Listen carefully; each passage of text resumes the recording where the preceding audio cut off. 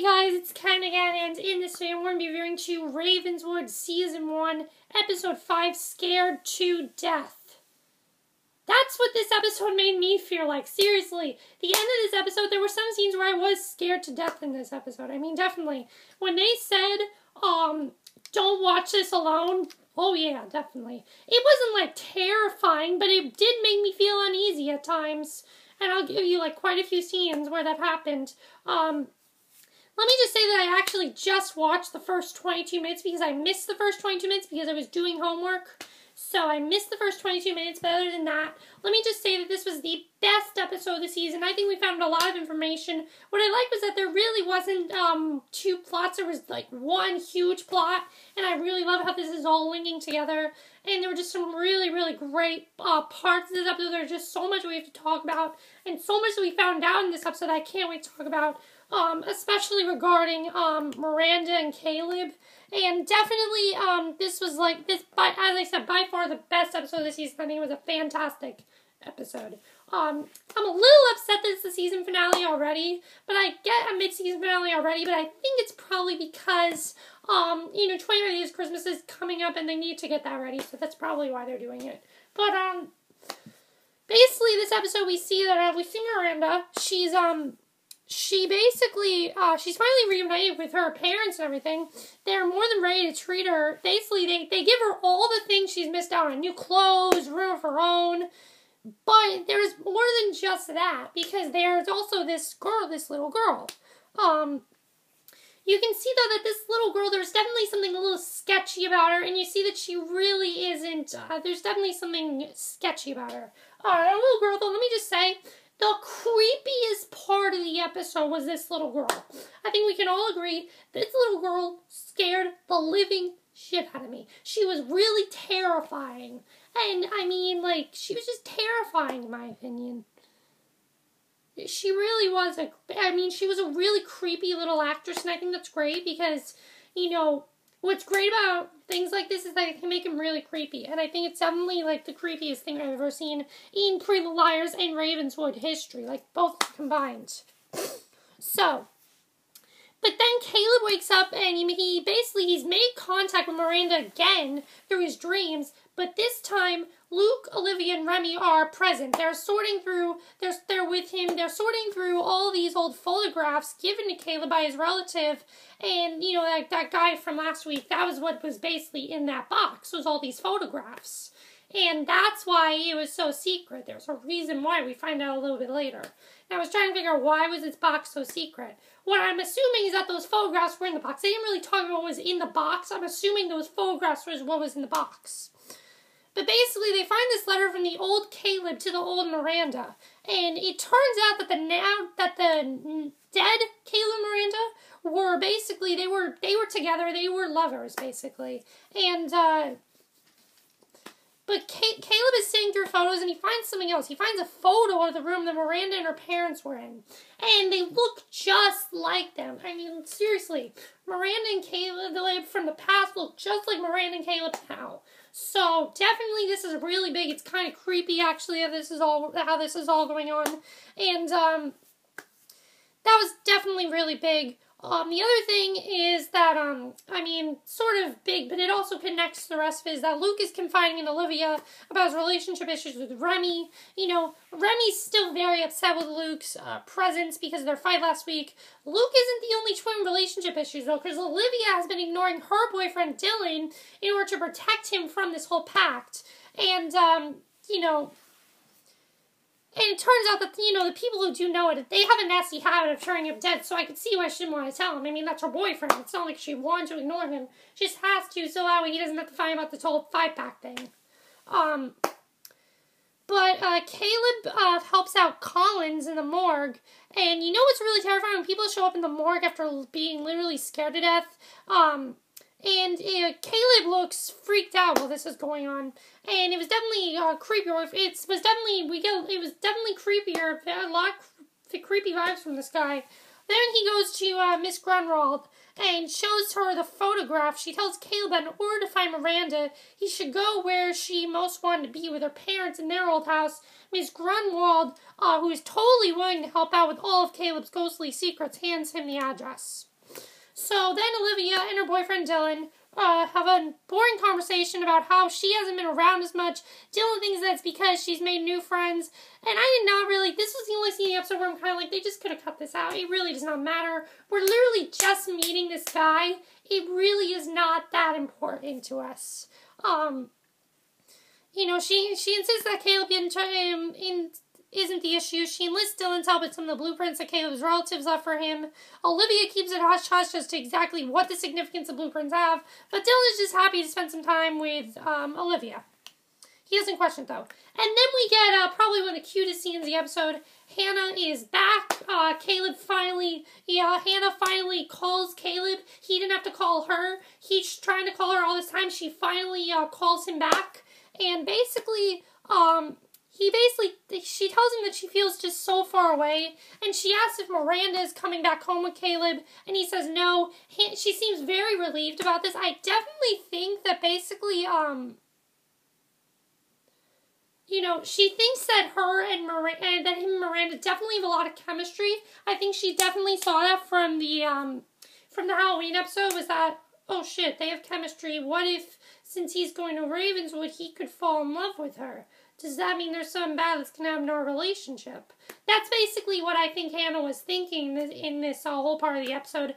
And I like how they're intertwining Pretty Little Liars and Ravenswood. I think that's awesome. I just think that's really, really awesome what's going on there. But she, basically, she tells Caleb that she made a reservation at the Ravenswood Inn so that she could come see him. And Caleb says don't bother to, you know, because he's coming home.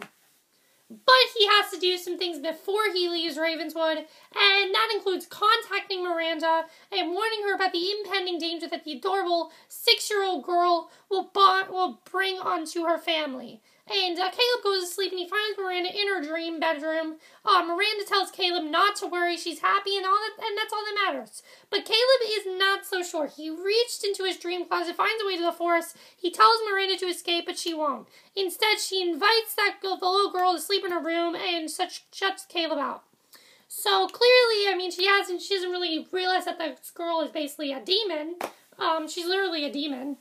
And Caleb isn't the only one having a disturbing dream cycle.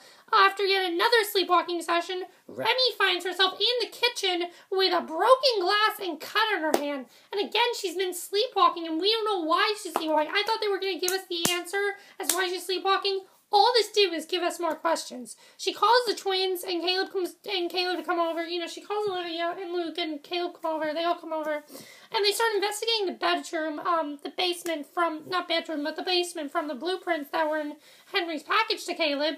And they find out that they are standing in the basement of the old savings and loan, a former bank. They look at the blueprints and find that there was a secret room that had been closed off. Luke takes a sledgehammer to a wall and attempts to break it down. With all that they've seen Ravenswood so far, nothing can prepare them for what they find. They basically find, I mean, this is the first scene where I was like, oh my god, this is terrifying. They find decaying bodies holding hands behind the wall. So, I mean, that's so creepy. Obviously, this is the original Miranda and the original Caleb. At least we know they died, you know, loving each other. They didn't die upset or anything. But there's something more even creepier about the two skeletons behind the wall, because the two dead people, they lock themselves behind that wall in order to sacrifice themselves, so that the original Miranda and original Caleb come back to life and break the curse. And basically, if that's true, does that mean that Miranda and Caleb are reincarnations of the 18th century selves? Caleb basically says, oh, no way, there is no way this could happen. I have a girlfriend. I do not like Miranda. I have no interest in Miranda whatsoever. So there is no way that that could even be possible.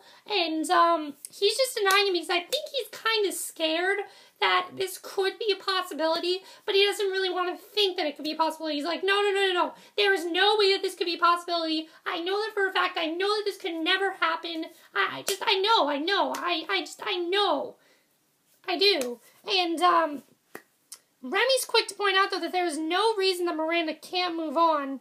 And that, you know, could that be reason for her connection to Caleb?